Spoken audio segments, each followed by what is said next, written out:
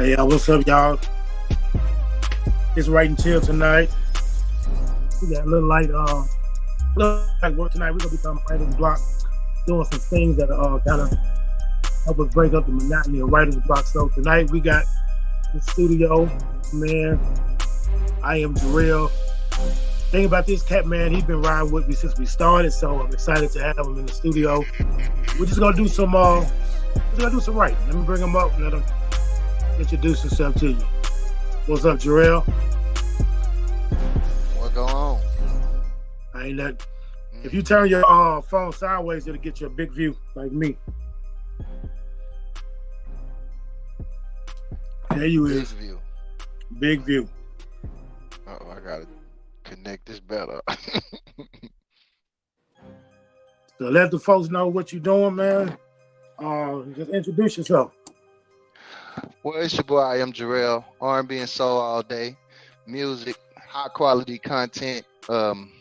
That's pretty much what I specialize in.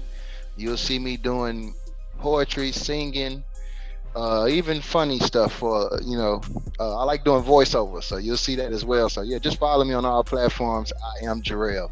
Jarrel. You know how it is. 2 R's, 1 L. That's what's up. So listen, so Jarrell, I got a question for you. So you write music, poetry, you rap too, don't you? Man, rap, freestyle, lyricism. I'm writing a book. It's a lot of stuff. So you do a lot. Right. How often do you write a day? Man, I'll say I'm writing pretty much every morning. Like when I first get up, that's when I'm really having thoughts. I feel like I've been in a different realm or something. But also, crazy thing is, since I started my lock journey, I've started painting. Okay. And I never painted before, and I always had a stigma like with painting because I wanted to, and I just didn't because I was kind of making my older sibling upset because I was so good on accident at the other things, right, like drawing and stuff like that. So I stayed away from it. And my father was a master painter, so it was something that I could have learned from a master painter. You know what I'm saying? So right. now it's like I found a medium that I enjoy, and I've been making some pretty awesome pictures. I'm gonna start selling my paintings. I want to let y'all know I did post a link in the chat. So if you watch it from YouTube, you want to hop up, please feel free. Tonight we writing. I know a lot of folks that's writers, and sometimes they get what we call writer's block. And writer's block is just simply where you just ran out of things to say, you don't know what to write about. And so tonight we're gonna go through some things that's supposed to help you out, get you writing again. You know what I'm saying? Maybe you just like, So we're gonna chop it up before I come with some of my tools. So Jarrell, have you ever experienced writer's block?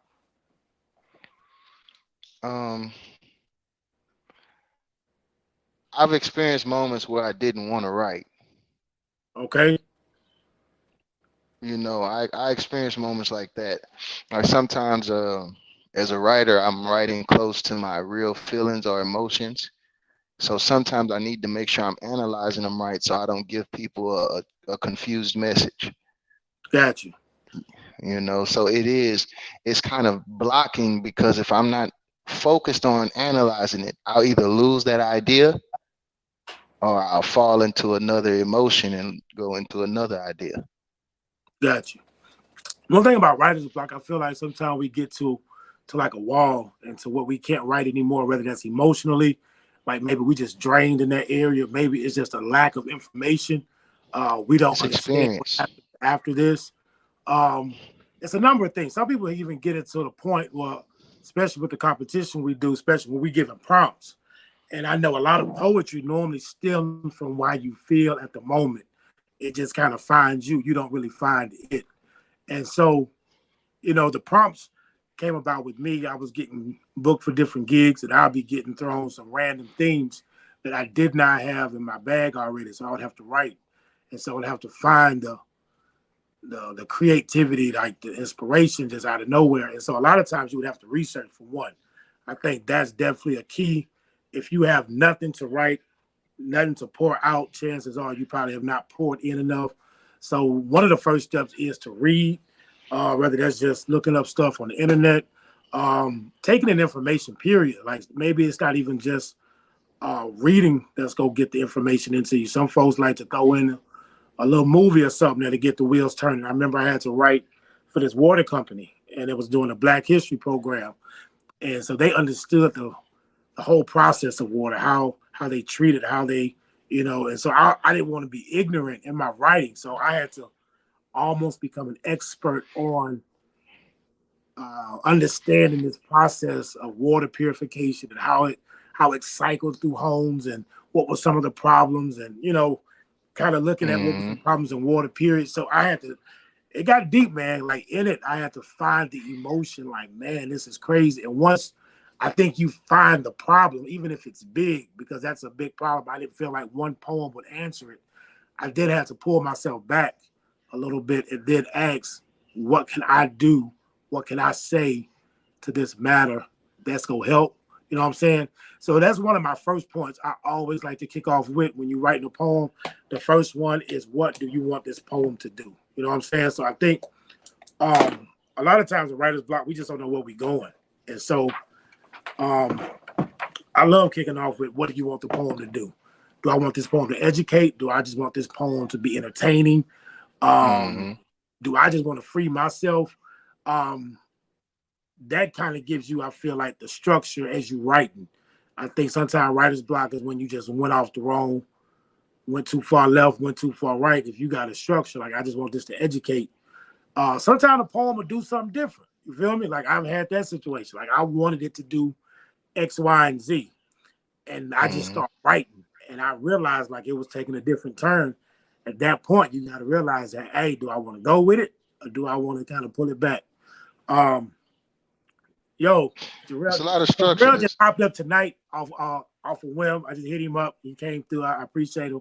So I don't know if he's ready to write tonight or not. So Jarrell, I was gonna try to get like a little quick write in, a little 5-minute write. I was gonna probably have you help me. I think we could probably do it like a chain write.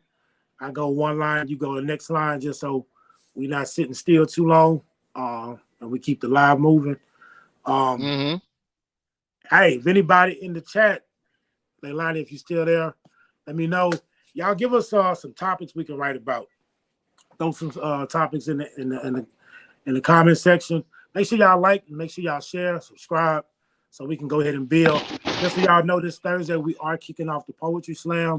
This is Series 9, y'all. This is making the cut. So we got about 10 to 12 poets. Poets are still pulling up even today. So the list is still growing. I probably won't cut the list off until the day before, right before I run the list as to the order they're performing. So you still got time. If you're a poet, you want to get in on the slam, all the information is on my website, jospeaks.com. So make sure you go to the website, check me out. You can enter the slam there. You can even log in for writing chill sessions. So just so we'll know if you want to come through, if you want to be a guest, you know what I'm saying, you can go ahead and book your spot there. What's up, Jarrell? You want to say something? No, I was still live on other platforms. Oh, But gotcha, yeah, I'm gotcha. good. Yeah, Good. I'll be shutting it down a little bit, but I'm still I'm with you. So yeah, if you want to write, let's go with it. What kind of topics are you thinking? Would you like to see the painting I was drawing earlier? Yeah, let's do it. That way, maybe it might inspire something. Might spark something up.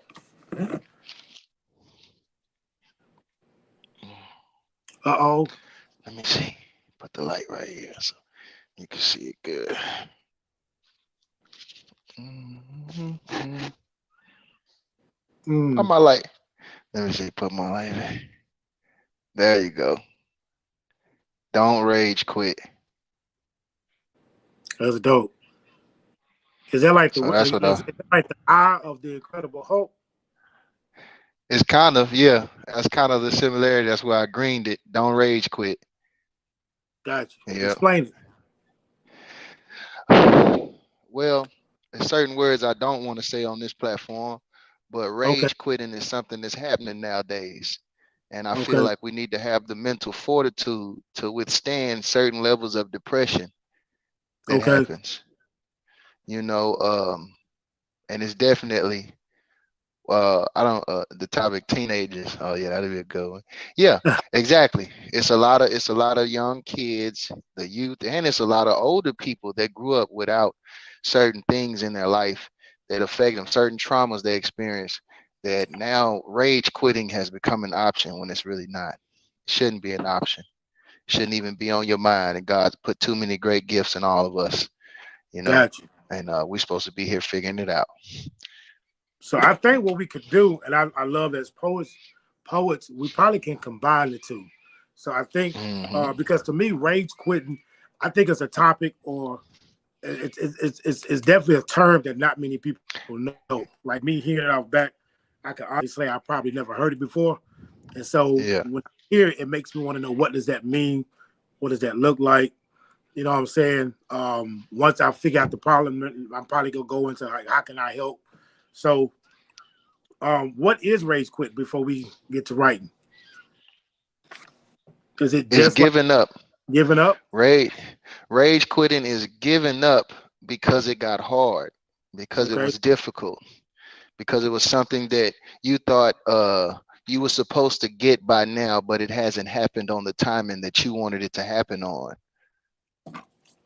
Okay. It's allowing your frustration to overtake your natural senses of stability and override that and let you fall short because you're mad and don't want to continue fighting the fight you've been fighting. Mm.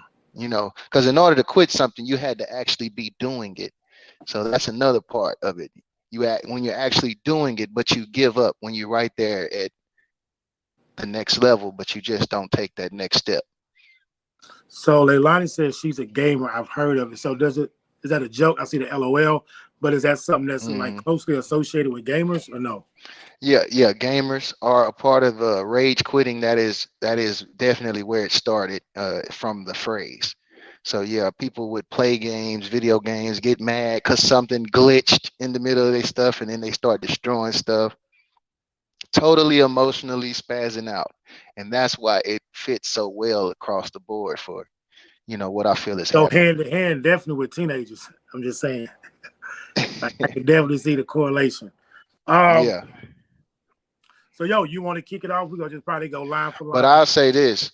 I'll say when it's teenagers right now, but let's just say we just had somebody named Twitch who rage Right. quit, and we all spoke so highly on this.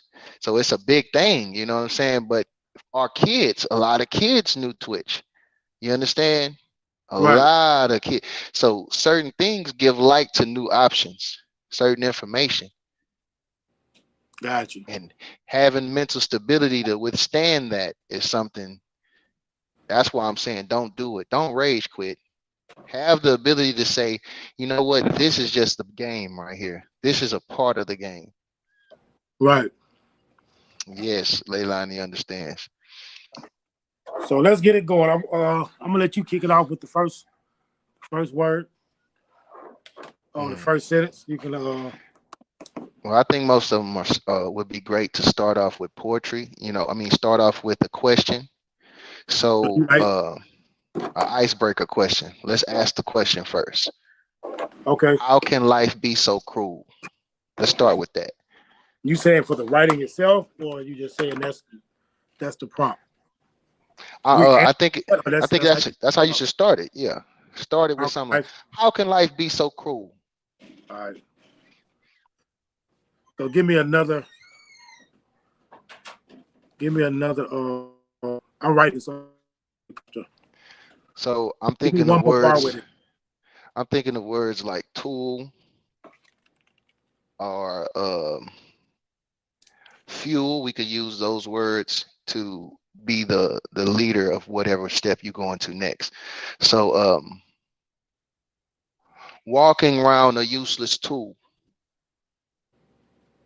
I gotta go so fast. You know what I'm saying? You gotta be careful with me because I start to freestyle. Nah, I know. Now the one thing about to me, one thing about rhyme, and so I guess we'll put a pin. I'm gonna come with my line, but Okay. with rhyme, I feel sometimes it's great. I definitely think it's a literary device that's great in poetry, but I also feel like it's Mm. something you can get locked into. Like, you know what I'm saying? Like you can Yeah, let I'm locked in. I'm one the of those rhyme. artists that's locked in that for sure. I feel like the rhyme can sometimes run away with the poem itself. You know what I'm saying? So I don't know. I I rhyme differently, and so it'll be Rhyme interesting. different then. Show me a rhyme different with Tool. Let me see where you rhyme it. All right, so I'm gonna probably give you more of a bar than just a one line. How can life be so cool? Walking around, walking around. You said like a Yeah, useless like a tool. useless tool. All right. Now, so one thing I So like to right there, I would go to an area where like just the reason I do that simple rhyme is because it gets people and it sets an expectation. And then I do something different, like easily to be discarded, wholehearted, play, you know what I'm saying? Like put a lot of those type of, deep spectrum type of words in there. got you. But yeah, All right, so let me try to concoct something. How can life be so cruel? Walking around like a useless tool. poetry writing. Um, We currently live on YouTube. I just, know I'm cruel. talking to. I'm gonna write it first, make sure it's right.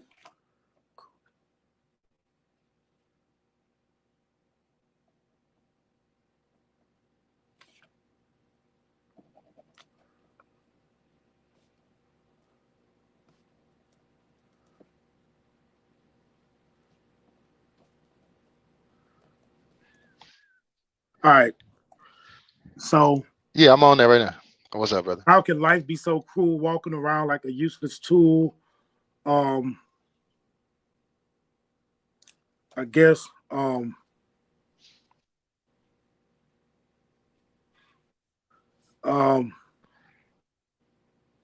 I guess full intentions turn bad decisions permanent. Yeah, that's a JO way right there. Go ahead. Yeah, I'm gonna say fool's Yeah. intentions turn bad decisions permanent. Um, I don't know. So fool's intentions turn bad decisions permanent. No, I'm gonna say honorable to honorable mentions. Okay. So fool's intentions turn bad decisions on to honorable mentions. And what I would do right here, I Because I think was about one to say with that marker, permanent, you could have took it to marker. You could have used a permanent marker, but but I you like could have the used that. but to me, I mean, and this is the thing with art. I think it's hard to paint together or draw together because it's like, you know what I'm saying, we all have something different. And that's why I want to kick off. And what I'll do, we will probably only go halfway with this writing and probably spin back and try to drop what we finish with. But one thing I was going wrong with since I hit the honorable mention, you know what I'm saying? A lot of honorable mention is when you race, like, like any type of first, second, third, the honorable mention mean you didn't place. You know what I'm saying? And since it was rage quit, and sometimes that be some of the triggers to quit. Like I didn't win. You know what I'm saying? So I feel like, especially what you say, how can life be so cruel? So to me, I'm trying to add depth to these things that are cruel in life. And sometimes, a lot of people I feel like they compare themselves against each other. So maybe it may not be like a physical race. And so me hitting that honorable mention kind of slides me into this ranking of some sort, this judging. Well, just flow through the writing. You flow it your way. I'll just add in some good tips. I'm with you. All right. I'm with you. So let's do this. Let's take a 5 minute break, and then we're gonna come back. So we got the first two lines. You gave one, I gave one, and then we'll see where we want to go with it. Only because I feel like we both got a lot to say in this area. Yeah. And y'all listen, if y'all writing too, if y'all want to come up, I'm about to post a link in the comments. You can tap the link. I only got one rule. We keep it clean, no cursing. For content, hey, it's whatever you need. Let me try to post this link real quick. Let me know if y'all see it.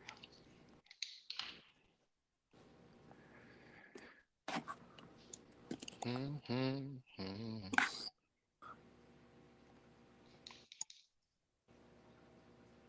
won't let me copy paste, y'all.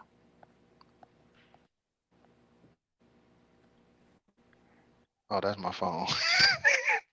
I was looking for my phone, but I'm on it. All right, there you go. Hopefully, y'all able to click the link and jump in if y'all want to get in. Again, only rule I have is no cursor. So right now, we're about to write for about 5 minutes. The topic is rage quitting. We also had a subtopic on teenagers, so we're going to see what it do. We're about to write for 5 minutes. If y'all got your pad and pen, make sure y'all writing with us. How can life be so cool? Walk around like a useless tool.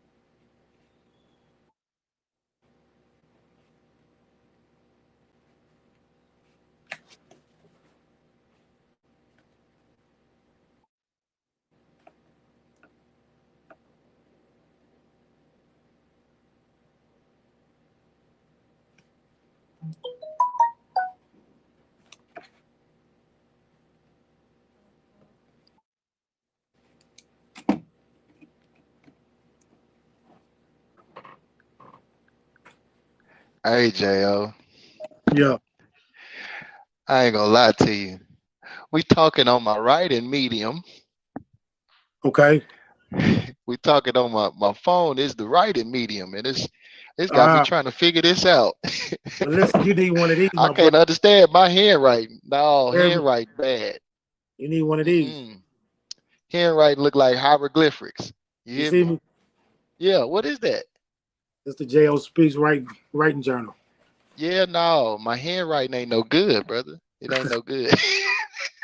Mine not either.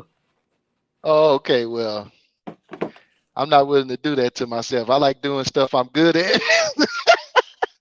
Handwriting is a good one. All right.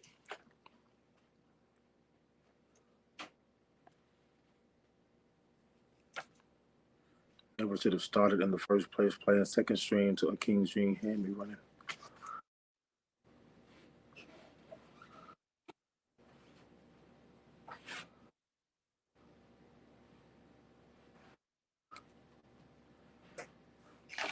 How can life be so cool? Walk around like we used to. Start practicing. Never should have started in the first place playing second.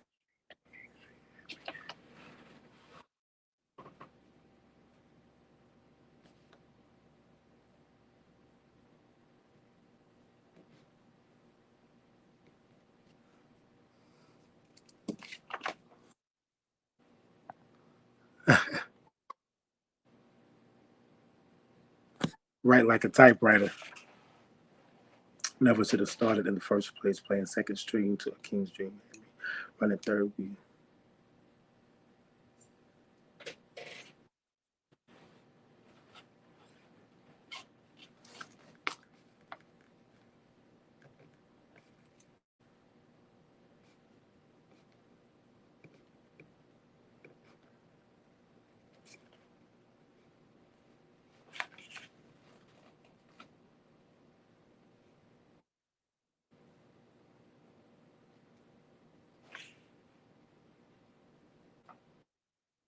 That boy Veritas in the building. What's up? Boss man. What's up, Veritas? Appreciate you rocking with us. Yo, Yeah, man. You did know what? did you catch a little bit of the live?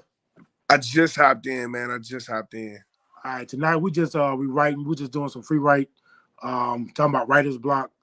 We had a few comments pop up to tell us some stuff. So we kicked off with teenagers on one, and then my man I am Jarrell here in the studio with us tonight. He had a painting that he showed us, and it was something about rage quitting. And so he kind of gave a little background about rage quitting. It's like something that stemmed from like a gamer But further, like more so like suicide, just Twitch came up, so we was kind of right into that. At first, we started to do like a little chain, one line, next line, but then I think we both wanted to take the piece differently. You know what I'm saying? And it's crazy that you hopped in on this because as I'm spitting, I'm thinking about your triggers and treatment one. I feel like it's right on that one. You feel me? Mm. Do you have that one with you by chance? I do. Let me pull it up. All right. So y'all, if y'all don't know who Veritas is, he was just on the last series, y'all. He came in second place, y'all, by like it was a close margin. Like I thought he was gonna take the crown. Definitely the most versatile cat that was on the show. He came out with the battle rap bars and ended with like the bars. Like it was crazy. So he went through a rack of judges. So hopefully my man grew during the process, but hey, he put the picture right here. You see it, don't rage quit. So hopefully my man definitely grew through the process. But yo, we ain't seen the last of him. He will be back for the All-Stars in March to go for the big prize. So you got your piece, my man? Yeah, I got that up. All right, I'm gonna put you in the big box. So go ahead and spit, and then that'll probably give us a little inspiration too. Okay. How do you explain sight to a man unseen? Like, how do you explain life to a heart not beating? How am I to write a treatise on treatment when I am constantly defeated by these demons, deeming me unworthy of redeeming? I sat back all week trying to let my ink speak, but only silence reverberates on the corridors of my mind. Emptiness in this abyss echoes off these walls. A void. This broken vessel has very little to pour out onto this page. I am a poet, one that uses my pen to narrate stories, to take you on journeys, to harness years of trauma into bite-sized appetizers for audiences to consume and regurgitate. For these judges to tell me whether or not they feel what I say. What the hell with that? Because I'm trying to say what I feel regarding healing, treatment, and overcoming. But right now, that cup is empty. So maybe this page will fill itself. Maybe these wounds will heal themselves in time to have executed something excellent, something that will get snaps and applause. Maybe these landmines I am surrounded by won't explode the next time I take a step on one of these triggers. Because, yeah, I'm constantly triggered, and I'm constantly trying not to pull this trigger. But this poem is not the place for that. So just maybe if I sit back long enough and meditate on this empty page, my pen can pour out some of this rage, open this cage and let this writer out, to pull this fighter out before I put this fire out. Because this pain is a poison that pushes me to the pinnacle. Maybe if I pen it through pretentious scribbles and supercilious syllables, I could break free from these margins and find freedom between these lines, exercising these demons until these pages I feel what I feel. Maybe I can communicate something real. Maybe in that process, as I reveal my weaknesses, I can climb this Achilles heel to resemble something close to being healed. That's what's up, my man. Dope. And it's crazy, like just to hear like on more of a low tone without the performance, like you could really take in the words. Like I love the Yeah, words. that's nice. Yeah. It's crazy because I was gonna calibrate the finals with a piece that I wrote. I just didn't feel like with it being finals, y'all was in y'all bag that I was like, I don't know if I should come with nothing new. But since you in here, I might read this joint. It has nothing to do with topic, I'll tell you that, but just to keep the live going. I don't even have a title for it. It's not even finished. That's why I ain't really do it. Like it had a lot of work to go. All right. Hold up.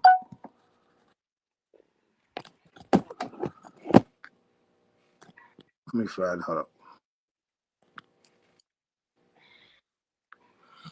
I was always taught to be silent, to raise my hand to speak, They said silence was as gold told if I didn't have anything nice to say just to keep my mouth closed. They proposed that this silence was deemed wise and intelligent, as if this verbose verbiage was ignorant or irrelevant, told to hold my tongue, to watch my words, to sit still, to be quiet. But yo, this silence has left a bad taste in my mouth, and I'm ready to spit. I'm ready for these words to riot, to revolt, to rearrange some furniture. This tongue, it ain't sitting in time out much longer, and I don't want to just stand, yo.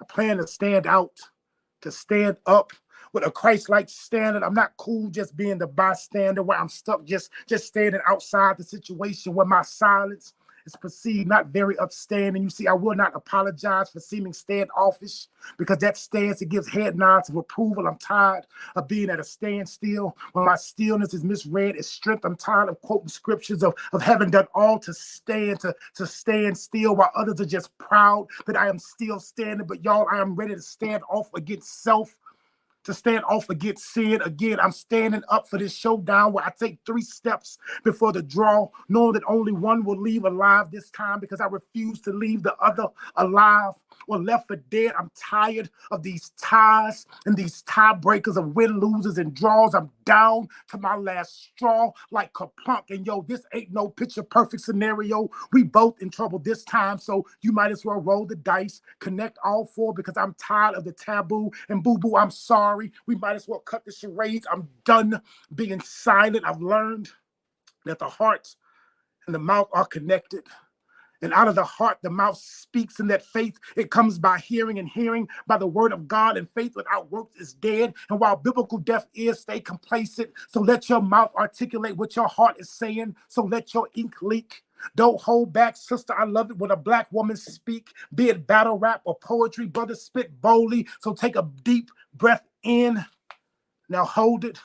That you see how I feel. So don't just breathe. Speak. Speak to the adulterous, to the faithless, to those in justice, those in government, to the rapists, to the dead men in the alleys, to the dry bones in the valleys. Yo, I am instructed to give the world the words that God said. So shoot the messenger if you need, but these words will still ring. The blood will still speak. You see, many have died in dialogue, but I serve a God that created the word through monologue, revived bodies from death, turned cemeteries into brigades with his breath. He commands the seas and the winds obey him. Open deaf ears and caskets all the same. And because the word of God is like a card game, he cuts bone and marrows like cutting hearts with the ace of spade, all while bidding tendons and bones back together again like books. So you might as well call Jesus the jack of all trades, but don't get it twisted, little joker. He's still the King of Kings. And y'all, I'm holding the big one. I'm on the same team as the Father and the Son with the Holy Spirit. And this hand is played by house rules. So follow suit. Don't renege. Just repent, because my faith is like these spades. They ain't to be messed with. So once these books are made, the rest goes without saying. I don't know. That's where I stop. I couldn't even end that joint, y'all. Bro, first off, I want to say I love the Easter eggs. Like for particularly for the season, like For sure. I love the Easter eggs. Like you kicked it in with. Like, it's funny because that attempt, like if you was to maybe kick that off in the calibration for, like, I don't know, the first episode of this season or something, it'll show you who watching. Like right. that, you know what I'm saying? Because there's so many Easter eggs, like the breathe in and the battle rap line and the Black woman speaks. The Let My Ink Speak joint. Like, there's a lot of Easter eggs up in that joint, which I love. Like, I'm always a lover of people who had those little notes in their poem, especially like, I think in terms of when it comes to an audience of people who are not like casual, right? Who will actually catch on to it. Like that really shows you who your audience is. Like, do I got some, do we got first timers, or do we got people who like dedicated, who follow it? So I think that'll be that's a dope piece, man. I like one of the lines you earlier in the piece where you talk the verbose verbiage. Yeah. And then like the whole scheme to like stand up, stand out, Like You that know, whole stand scheme, like I like that, man. I think my hindrance I had with this, I felt like it wasn't specific enough. I felt like it was very abstract. So my writing likes to speak directly to something. And so because I was trying to calibrate with the final four in mind, it wasn't as pinpoint as I wanted it. You know what I'm saying? Yeah, To me, it shifted focus, which I didn't like. It went from talking about me and then it started talking about encouraging others, which I feel like is cool. Another thing I felt like I got caught up on was my ending. Like I felt like I rolled the spades game so hard that I could have closed on that, but I couldn't really find a closing to stay in that vein. You know what I'm saying? And if I did, it would have been more performance, and I didn't have time to memorize it and put the performance to it. You know what I'm saying? Because I feel like parts in a poem, the introduction has to grab you off back. I feel like you need something that's going to have in where we going before we get too far down the road. I feel like it should move forward. I didn't really feel like this piece moved forward much. I mean, all I right. So the same thing. And maybe because I think I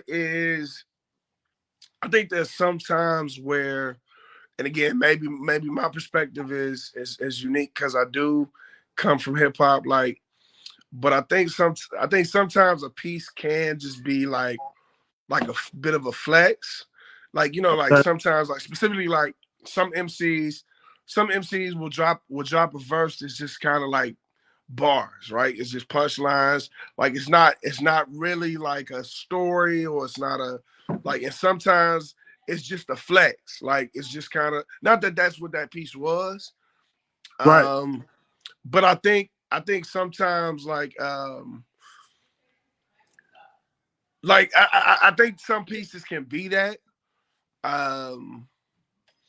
Depending on, again, I think like you said, this one was kind of loose. I think because this was kind of like, in some senses, it was. I mean, it's a calibration for the final four. I think it could have been.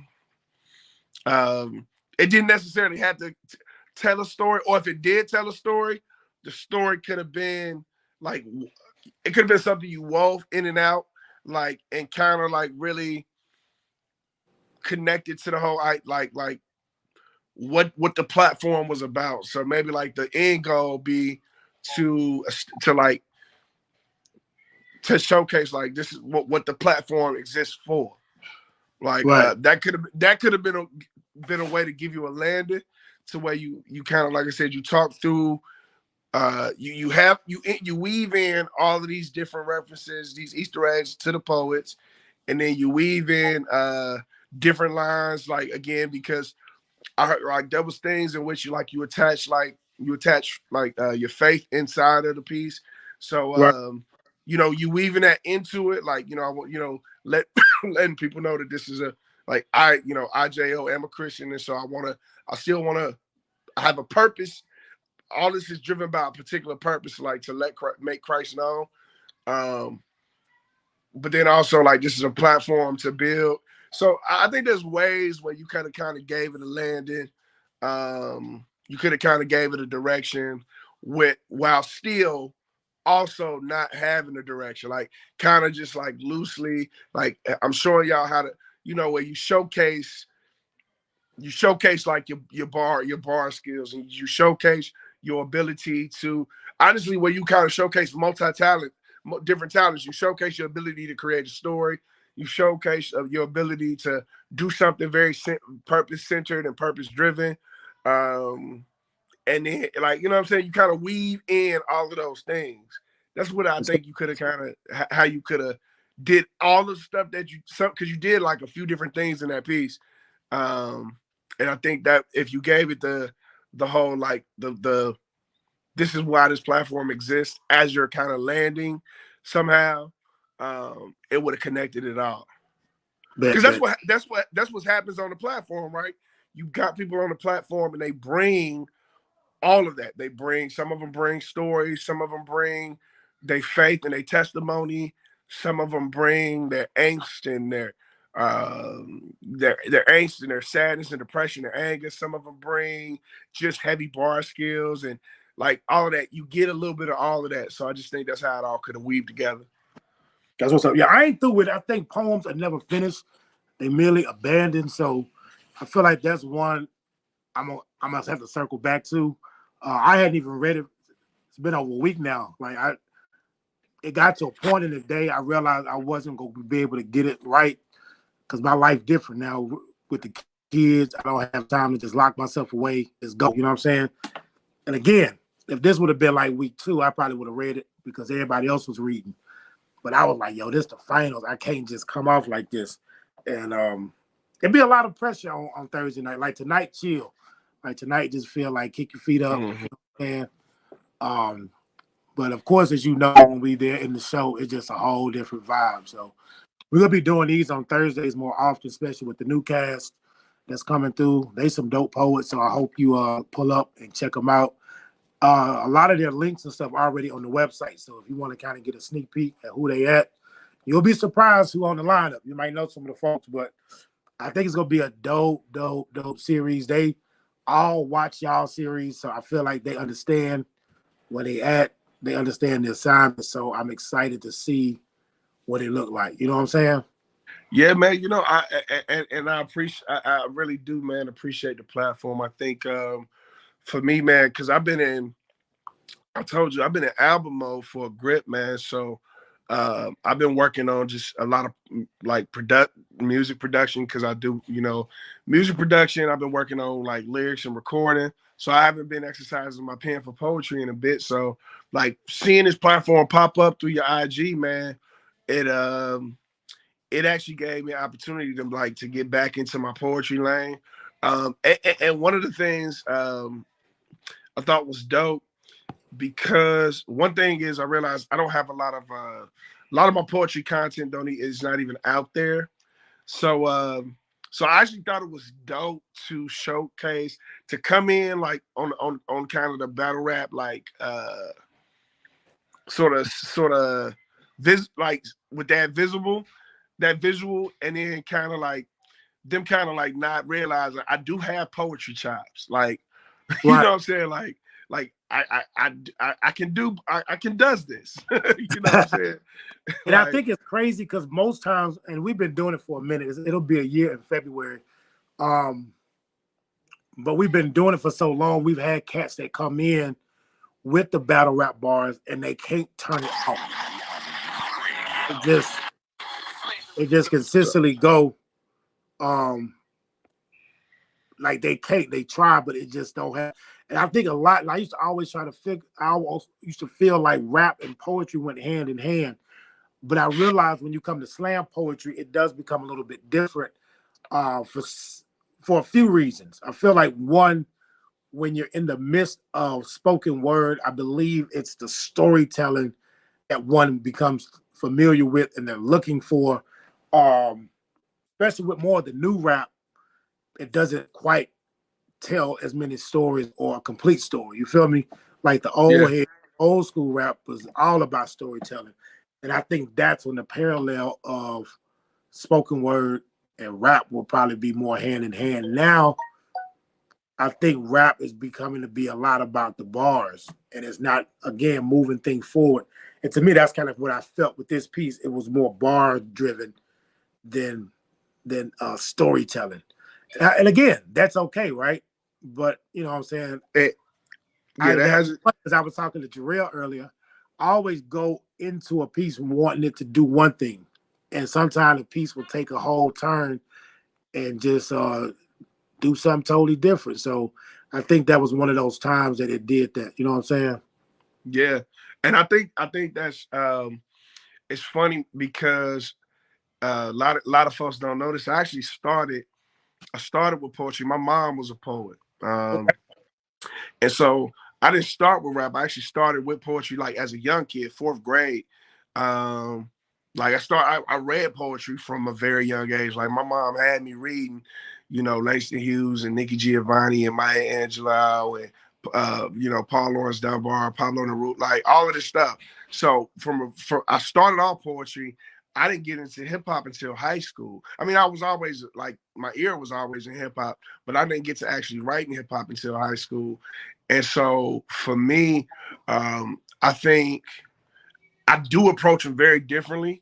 Like, and to be 100% honest, they caught on very much to that first piece I did was really, that was a rap that I just like had repurposed.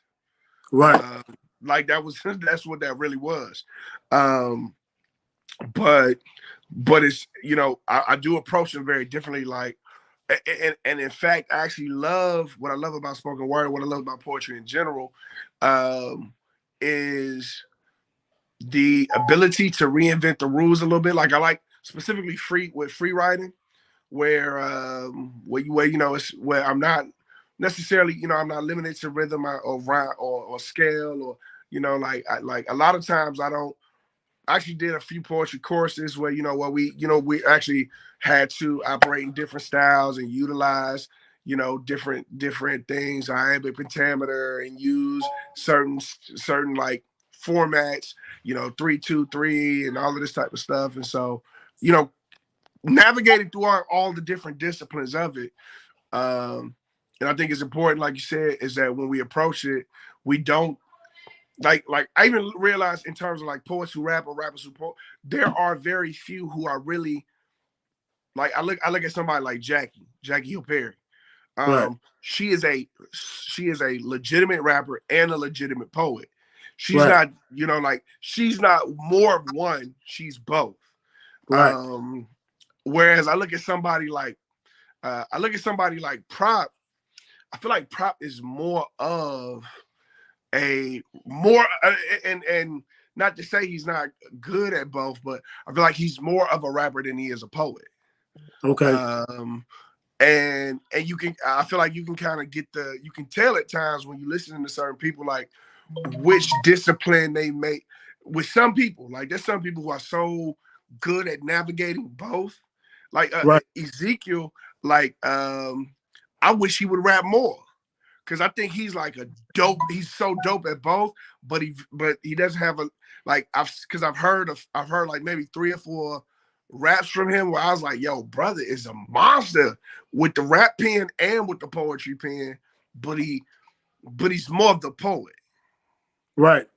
But he's really good at both. I'm like, man, I wish he would exercise the hip hop a little bit more too.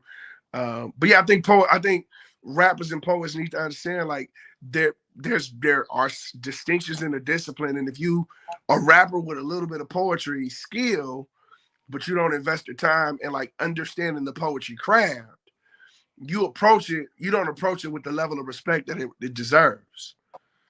Like, it's not just a cappella. A poem is not just an a cappella rap. Like, you can't just come in like that's you're not giving poetry the level of respect it deserves. Right. You know what? And to spin back to talk about Prop, I wonder if it's how you are initially meet a person. So like, I met Prop before he was rapping. Like, we used to when we was in LA, we was at a Mike and Dim Lights, and so he was already on the poetry scene once I met him. You know what I'm saying? And so once he moved into rap, I don't know, I kept hearing the poet him. You feel me?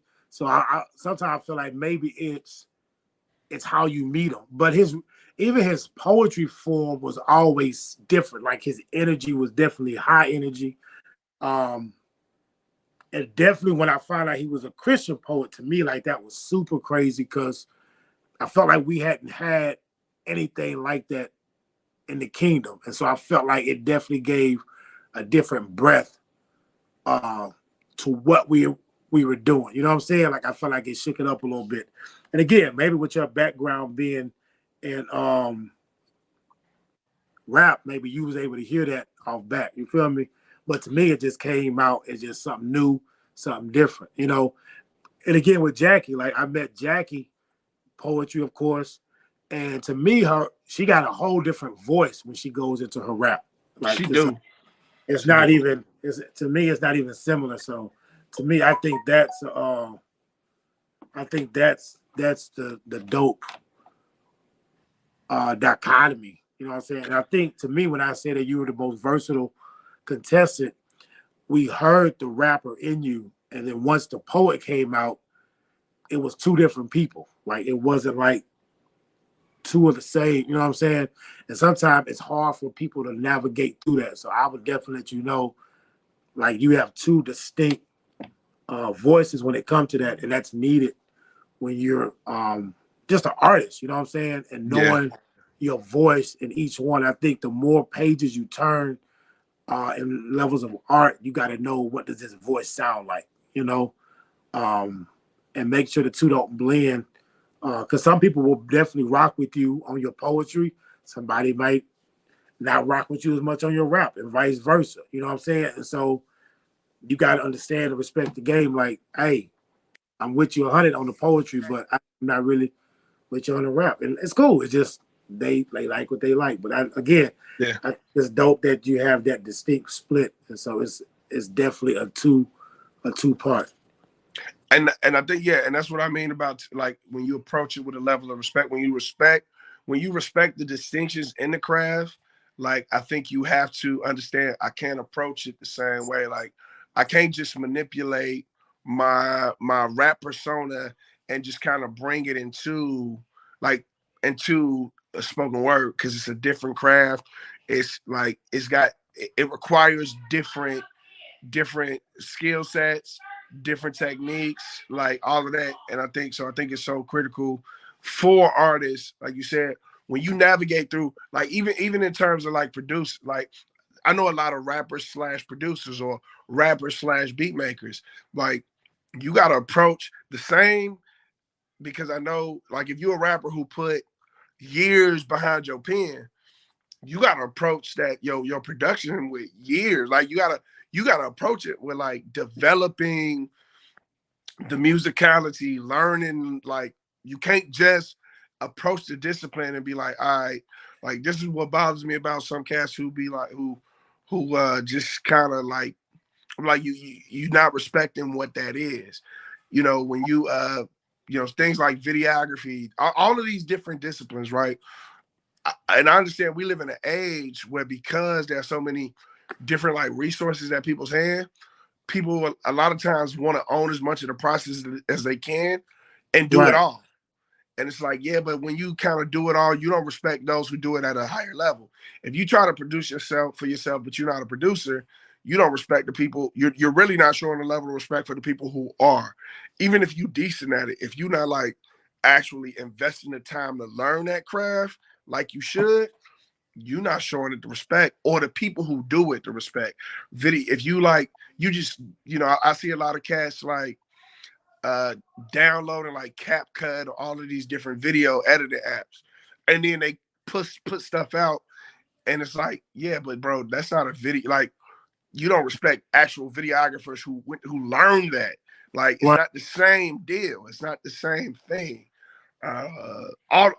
Just a bunch of different levels of different artists, artsmanship. Like, I feel like we live in a time where people want to own the process, and I get that too. I get you want to cut as many resources. Like, you like, man, I don't want to have to spend $1,000 for the producer and a couple G's for somebody to shoot the video, so on and so forth. But your iPhone is not a high quality camera, so shooting your video on a camera is not. Sometimes you got to start where you at. Like, you got to get to the money where I can afford the $1,000 video. I mean, I think eventually the artists want to get there, but I think as artists we see the big picture, and sometimes it's hard for people to get behind your dream. And you like, man, I know what I want. I know what I want it to look like. I can't wait for X, Y, and Z to get on board. Like, I gotta go, even if it means playing around with CapCut for a minute, even if it means trying to figure out how to work this Photoshop myself. Like, you know what I'm saying? I feel like you gotta. And I don't hate artists. We gonna figure it out. You know what I'm saying? Yeah. And I don't and don't be and I'm not hating on anybody who do that. I've learned. I've done a lot of stuff, like practice working on stuff myself. So that's no hate for anybody who do it. I'm just like you said, because at the end of the day, I want to get what I'm doing out there. If I ain't got the resources to pay a bunch of people to do it, all of these different, the phone, these devices in our hands have become very ubiquitous tools where I can do a whole lot without even having like the schooling or training behind it to get what I want. But it's like I respect it, but it's like I also think we we have to have a healthy level of respect for the other craftsmen, like for the videographers, for the producers, and like I said, when it looks at the discipline of the whole, like people who shift between rap and spoken word, that's kind of what brought this conversation on a little bit. It's like if you're a hip hop artist and you enter into spoken word, enter into it with a healthy level of respect for what spoken word is. There's a whole community behind spoken word that is not the same thing as the hip hop community, and you got a whole lot of people who are gatekeepers of that community who gonna look at you and they can tell whether or not you respect it, whether you listen, whether you pay attention to all of the people who came before you. And a lot of times they looking at you sideways if you come in and they be like, bruh he ain't even paying attention to the rest of us out here. He want to come in and try to get seen in here, but he ain't even. Hey, I'm gonna say something right there, man, because I ain't been talking, but I'm listening to you very seriously. The real truth is out here in this world, I'm a titan. I've been focused on being one. I ain't focused on nobody else's journey. This journey that I'm focused on, I'm really focused on it. And you can tell by the works that I create. So in my journey, I ain't got time to play around. If I had time to play around, God wouldn't be giving me a talent that showed me I need to be focused on it. You know what I mean? So in some cases, it is great artists that can't make it through the rigmarole of trying to befriend certain. I ain't here to make friends. I'm here with a talent. This little light of mine is shining, and for some reason I gotta let it shine. And sometimes it's ultraviolet to certain people because they been getting dim. You know, the claps and the whatevers ain't coming for them. I'm not doing this for compliments. This ain't for compliments. I don't care about compliments. I know this piece is proven. I'm working on a proven piece. You know, so when you get there, it's no longer, as an entertainer, nobody's taking their girl to the show for them to compliment you all day. That's not the goal. They're coming to be entertained. Can you write a piece that is entertaining? That's the point. And understanding what entertainment is in the realm that you're in. If you're in a poetry community, you need to understand that realm. And some things you may not like in that realm, but that is that realm. You get it? It's not about conforming. It is, if that's what type of poetry is hitting, if you're watching the crowd, you understand what it is. Controlling the crowd with your words is something you can do as easily by changing the tone of your voice in the midst of doing your poem. So it's really about understanding how to deliver the energy that you wrote the piece in. That's what it's about. That's what's up. Staying focused on you. So to spin back from where we kicked off at the beginning, I don't know if you was writing while we was kind of spitting and chopping it up. I kind of gave it as a little time filler.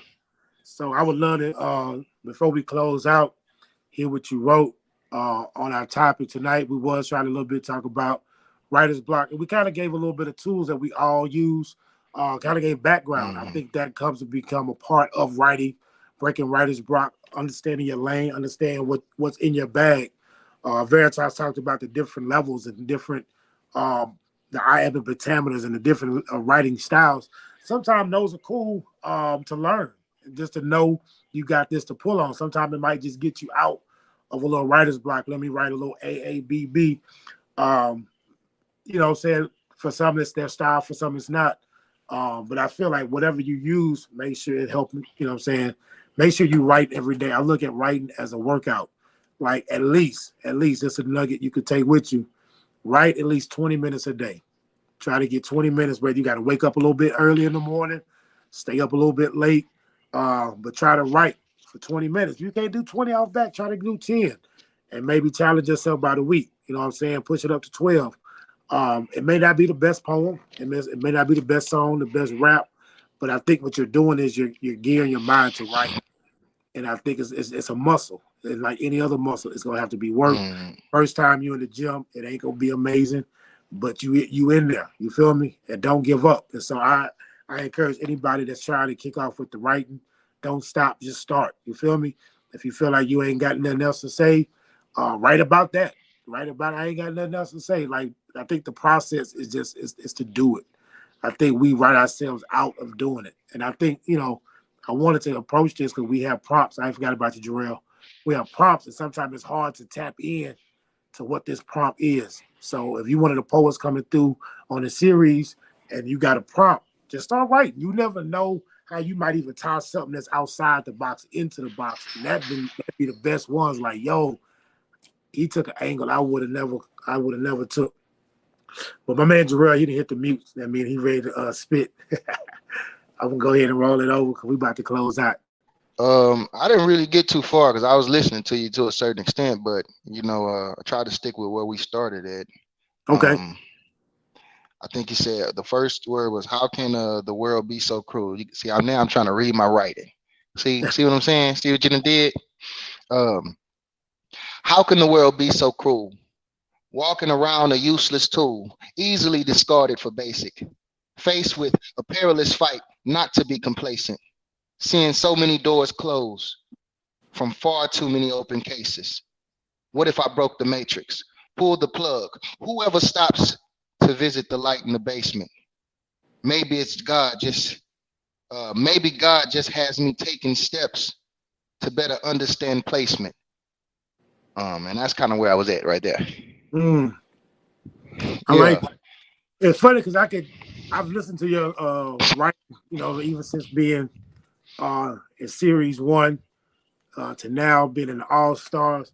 I feel like you're a writer that likes to provoke thought. You know what I'm saying? Like it's not just storytelling to you, but it's like the old school storytelling. Like I really wasn't about the story, but you knew it was more about the message behind the moral. The moral. The moral of the story. So I like that you speak in that type of and I'm a storyteller. That's me as an artist completely. I Am Jarrell represents the storyteller. All my music tells a story. So yeah, that's really what I'm on. And I'm just even looking at how you approach the storytelling. It's not just like, yo, Keisha and Tyrone went up the street, because you have those type of storytellers too, right? So I'm just peeping, like, being that's important. It helps you to analyze the artist even more deeper. And I think in doing so, it helps you respect it, right? Because some people just be hearing and it just be dope. It's the crowd, man.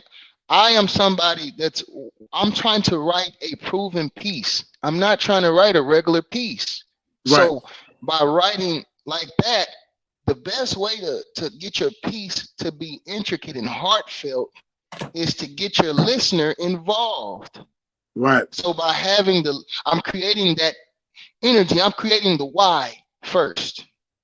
Then boom, you in the midst of it. Now you getting toe up, you know what I'm saying? Like, oh man, he's dropping a lot of effect. And then you back in the zone of why this happened and why it's still happening. That's kind of how you get the moral of the story type of stories. Right, you pull the listener in. That's dope. That's dope. And I like that because I feel like, especially when people get stuck in one style, I think that was something one of the contestants had. They had like a similar style.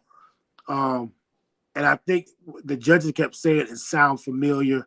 The style is the same. And I think sometimes as poets or artists, period, we feel like we got to change up our voice. Like, what you want? Like, this is my voice. I can't do nothing else. But sometimes it ain't the voice. Hey, I won your first season and I won your all-star season. Right. Facts. Right. I won it. That's what I'm saying. So some artists got to realize they style. They need to make sure they use it if it's you. And they got to use it correctly, though. They have to level it up. Like you saying, do the push-ups. They probably just ain't doing the push-ups with their style. You feel me? But when you do them push-ups, even with that, when you switch up, a lot of times I feel like it's voice switch up, but it's not. Sometimes it's the perspective that you switch up. And so I think that's sometimes when artists hear switch up, you know what I'm saying? I think they hear like, let me not be so angry, let me not be so whatever. It's not that. Sometimes it's the perspective in which you approach the piece, the writing perspective. So that's all I wanted to kind of highlight. A lot of times we'll say, you know what I'm saying, you need to switch it up some. Sometimes people feel like, what you mean? it's just the approach. It's not like let me change my rhyme scheme. It's not let me What we talking about on the poetry piece? Did you write something too? now Veritas probably came in after we had already Okay. did the joint. So No, because I want to know what type of energy you would bring to it, being that what it's about. Because I feel deeply about the topic, very deeply about the topic. you Like talking to Veritas? no, I'm talking about the topic of what we were just writing about. I think the type of the most powerful pieces that we've had were in the spaces where I really feel strongly. You know what I'm saying? Of course, It's crazy I'm a fly because I nose would nigga. actually take this on the flip side, right? So Mm-hmm. one of the things that came to me, even with the whole Twitch situation, was the flip side. You know, everybody kept saying check on your strong friends. I started processing like what would I do if one of my partners called me? Would I have the right words to say? You know what I'm I saying? actually Would I went be through it, and equipped? that's what's so crazy. You know what I'm saying? Would I be equipped? And so Right recently. that was my thing to where I'm one that likes to fix problems. And I understand that maybe they just want me to listen, or do they? You know what I'm saying? And so it's those situations that I start processing and start looking up. You know what I'm saying? Like if I do check on my strong friend and they do be like, no, I'm not okay, then it's like what I do next. You know what I'm saying? And I study psychology. They go tell you to call 911, get a wellness check, but we already know where that could go, and so sometimes that don't even feel safe for us to do, even for our loved one, our partner. Man, I really just went through this, bro. So it's kind of like I mean, you talking about it, but you talking about it from a what if, and man, I feel this internally so crazy. Every word you're saying, like, I was literally sitting up 2 in the morning, and I saw somebody post a message like, "Hey, love everybody." You know what I'm saying? Appreciate everybody that love me, and I see y'all on the other side. And when it's Yeah. people, when it's somebody you truly know and you love, you trying to figure out, dang, you start to realize just how disconnected we are because we don't have access to a lot of people's addresses. We start knowing people online, and start getting real serious, or you start knowing people live on the other side of town, whatever the case may be. That is a real experience. Yeah. Right. I That is actually you got ain't a gonna go to sleep easily. This ain't no go to sleep easily. This is somebody needs to tell me y'all heard from this person. This is a different feeling. It ain't I can't talk about it as lightly Right. because man, when you see it in person, when you feel it in person, it's when you really put yourself in that perspective, man, you have to say, man, what makes a person feel that you, especially one that know or know that they know that you love them. What make a Right. person feel and forget that? hey, Right. real quick, y'all, because I got one. I actually got a piece on this. It's actually my brother. I kind of went through this situation with my brother, and I I wrote it a while back, but I haven't read it. I haven't read it in a little bit, and but I think it speaks very directly to this prompt and to the circumstance. Y'all mind if I run through it real quick? Yeah, for sure. All right. It's called Just Yesterday. My brother, who laughed so heartily and loved so awfully just yesterday, told me he is not certain if he wants to be here for another tomorrow. It seems to him that he has nothing to look forward to but sorrow. A force like the winds of a million hurricanes beat against my soul, like ceramic colliding with concrete, my heart fragmented into sediments. The same brother whose laugh gives license to express hysterical amusement, a gateway to temporal bliss, called me, dreadfully weeping in despair. My brother who loves so deeply, but feels love so loosely, cried out, clamoring for a reason to live.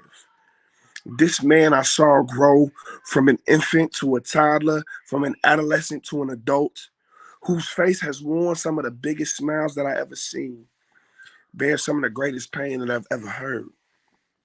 And when I asked him why he wanted to die, he could only tell me of how invisible he feels in the company of familiar faces, how his loneliness feels like he is failing, an exam he didn't even know he was taking, how distant he feels to a person sitting right next to him, how his body tremors and his liver struggles, how he feels like a mountain burdening the back of my family.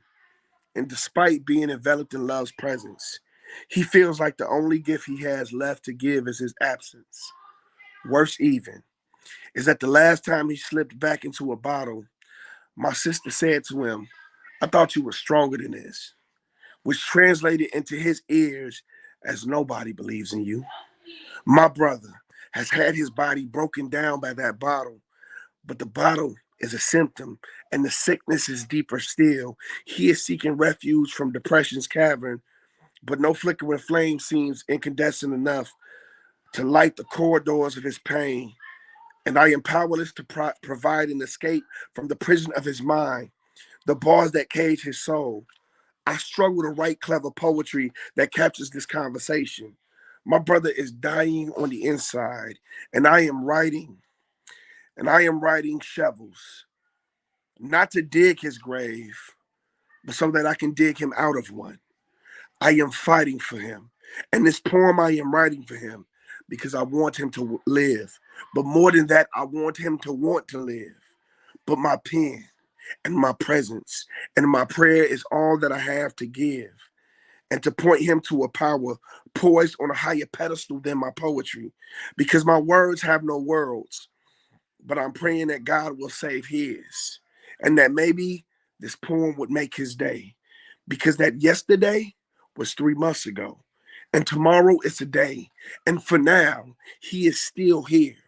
And when he hears this, I hope 1,000 tomorrows have passed. And though he may still be hurting, I would still be here to fight. And we are still fighting. And I am still writing because I love him. I love him like Steve Jobs loved turtlenecks or like teenagers love TikTok. And I don't care if every day is a marathon. I want to walk with him across that finish line. To my little brother, I am here and I will never give up on you, nor has God. And with whatever fight I have left to give, I will fight this fight with you.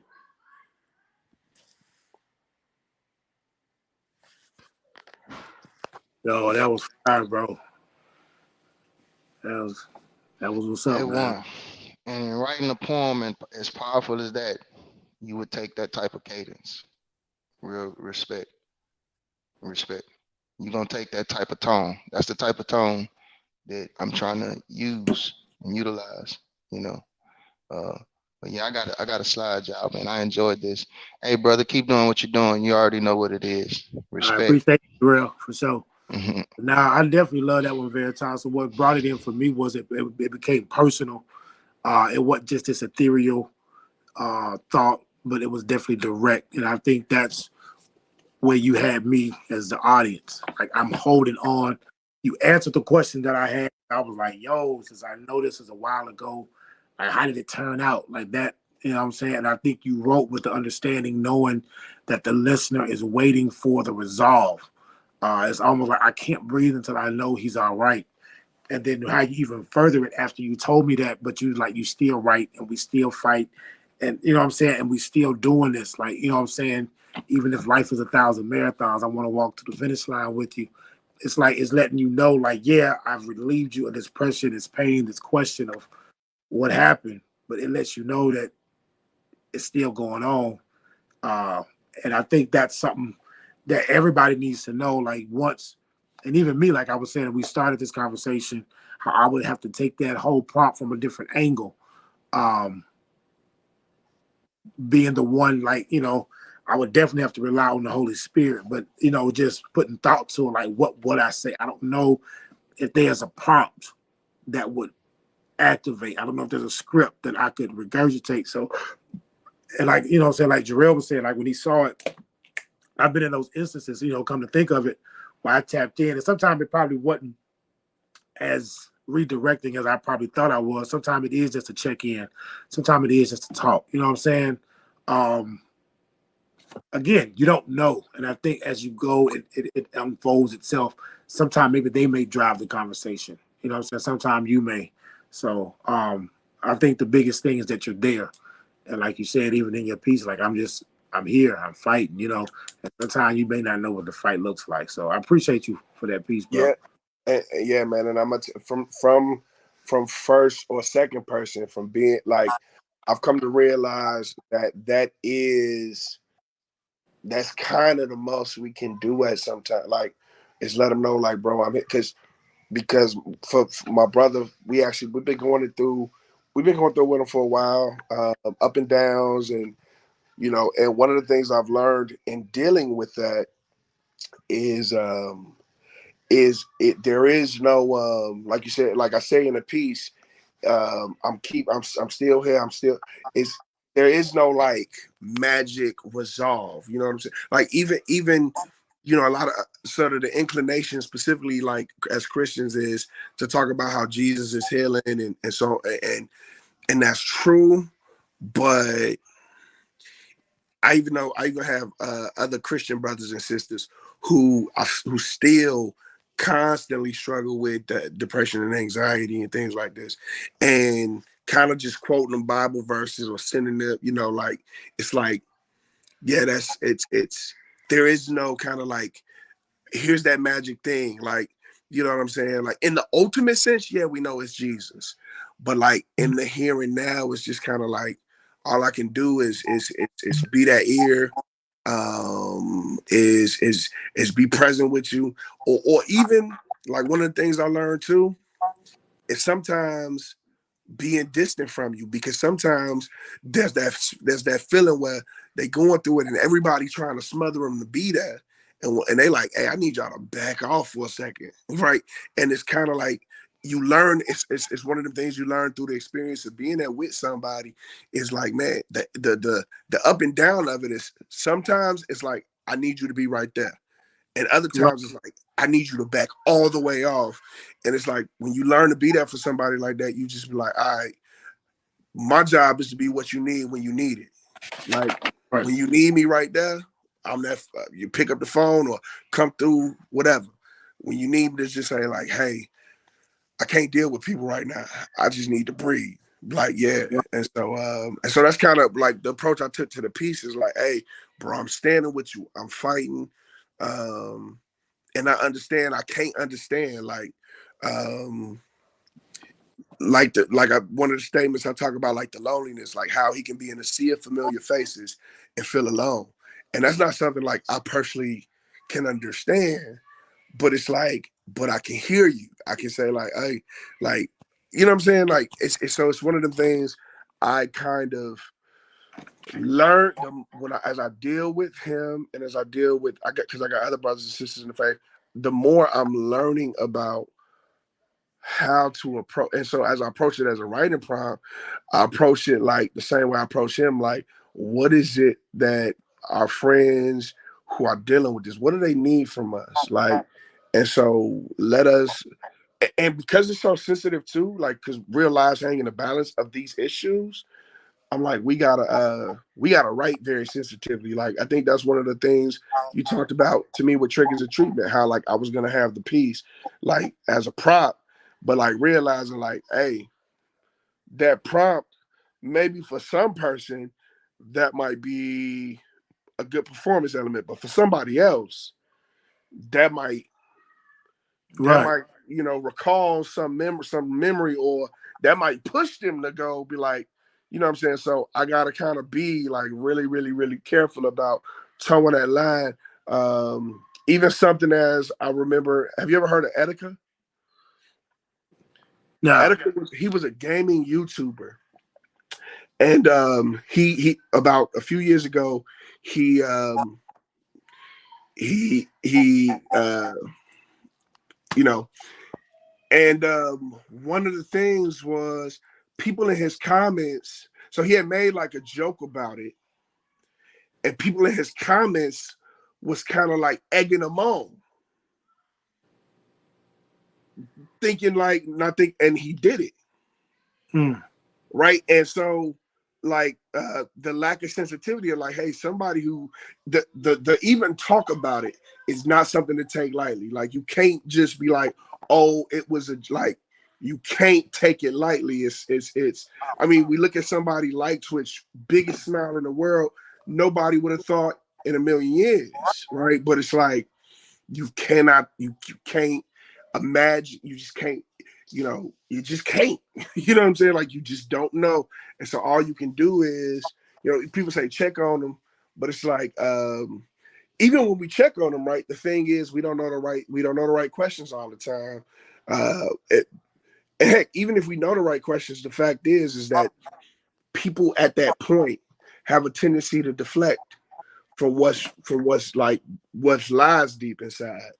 So it's like it's a heck of a thing to navigate, man. It's a heck of a thing to navigate. And like I said, I sit here thinking about my brother specifically. Like he's at this point, he's still here, but I realize like we ain't won. We ain't won because it's an ongoing fight. And so I can't, I'd love to be able to declare victory like, 5 years from now, I'll be like, yeah, he's, read this poem and it's 5 years later. But even if it's 5 years later, for some people. I think his signal went out. Hey, sorry, bro. I got a job. That's my wife. That's my wife, man. I appreciate you, bro, man. I appreciate you sharing. Yo, tonight was dope. We answered writer's block, but we also got into some other topics. And I think it was needed. You know what I'm saying? I feel like that's one of the things that writer's block needs. Sometimes it takes a conversation to even spark off the writing. It don't just come by osmosis. It don't just sit on you. So I think tonight it definitely encouraged me. Like I said, I've been sitting with the idea of writing a piece. And so tonight, just hearing the conversation, hearing these brothers come at a similar topic, different ways. And another thing about writer's block, it may not all come when you want it to come. You know what I'm saying? So I know tonight we tried to write. I know we're on live, so I tried to fill in a lot of empty spaces. What I will take from this is I feel like there's a piece that will brew out of this. Maybe not even so much the prompt itself, but definitely the conversation. So I'm excited to see if you guys decide to tap into this live, if y'all decide to write. If so, hey, hit me up and share your writings. You can always get at me on jospeaks.com. If you're a poet and you want to get into this series that's popping off, we got a series kicking off Tuesday. So we a few days away. The first week is making the cut. It's whatever poem you want to do. As long as you make the cut, we have some phenomenal judges. You can meet the judges on my Instagram page. Everything is the same, Jo Speaks. You can hit the website. It'll link you to my Facebook, my Instagram, and everything. But I definitely appreciate y'all for rocking with us. Make sure you subscribe. Hey, we're trying to grow. We're trying to get monetized so we can bring y'all some more dope content. Y'all, it's been real tonight. I appreciate y'all. If ever you're in trouble, if ever you need help, make sure you reach out to someone. Be very clear what it is you need, and I'll be praying for you, making sure that you stay strong. I love you. Jo Speaks. I'm out.